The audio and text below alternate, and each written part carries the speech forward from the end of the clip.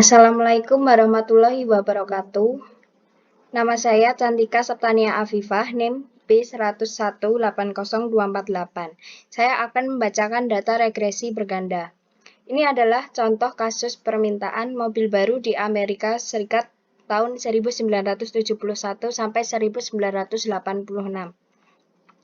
Di situ terdapat 6 variabel terdiri dari Y yang merupakan mobil penumpang baru terjual 1000. Ada variabel X1 di situ merupakan indeks harga konsumen tahun 1967 sama dengan 100 musiman. Ada variabel X2 merupakan indeks harga konsumen semua item konsumen kota tahun 1967 sampai 100. Ada variabel X3 pendapatan yang masuk miliar dolar variasi musiman.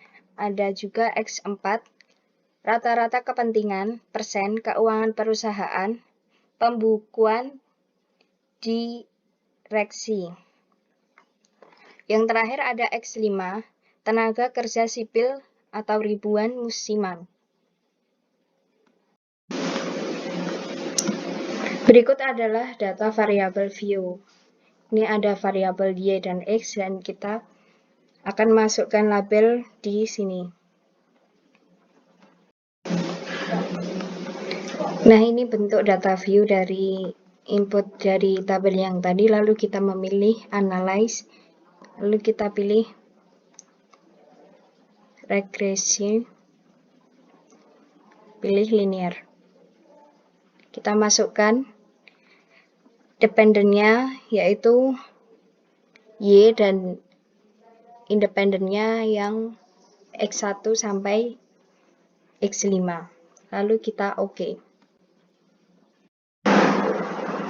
Nah, berikut adalah deskriptif statistik.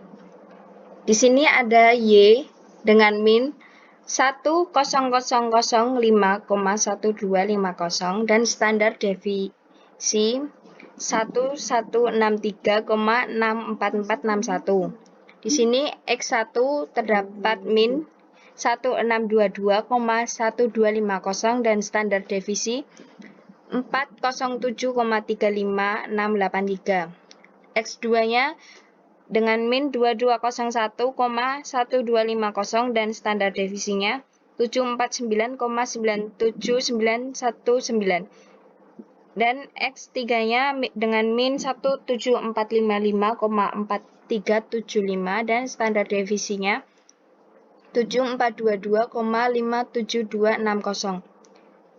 Dan X4-nya 805,9375 dan standar devisinya 264,19449.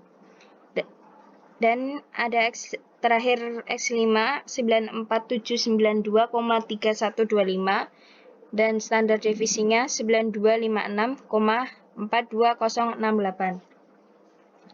Lalu kita lihat correlation. Karena video terlalu cepat, maka X-nya negatif atau minus, maka semakin tinggi nilai tersebut, makin rendah nilai Y. Kemudian untuk nilai X positif, maka yang menunjukkan nilai X, maka semakin tinggi juga nilai Y. Kemudian kita akan mengetahui bagaimana hubungan antar variabelnya, kita bisa menilainya hubungan sebesar atau seberapa itu kita bisa lihat dari X1 sampai X5. Hubungan di situ menunjukkan hubungan cukup rendah. Lalu kita masuk ke signifikan.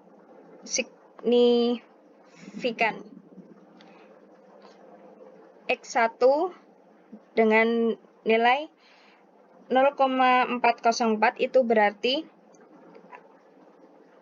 ada hubungan antara variabel X dan Y berada di kategori sedang. X2 ada di kategori sedang juga. X3 0,493 ada di kategori sedang dan X4 0,015 cukup rendah. X5 di kategori sedang dan nilai N-nya adalah 16.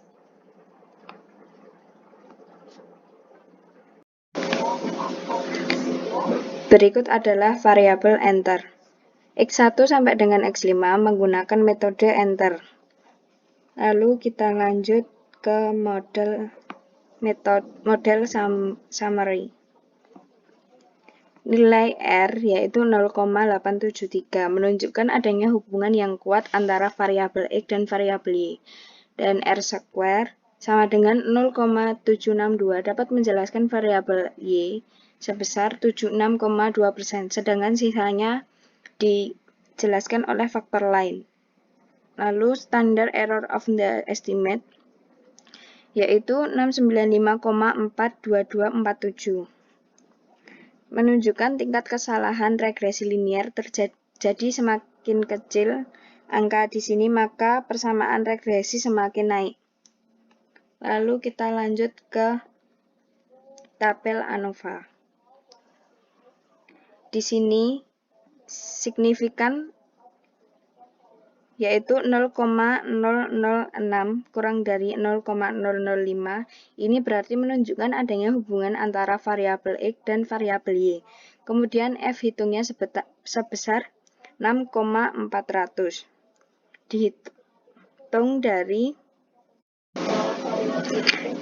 Dihitung dengan rumus F tabel sama dengan K N min K.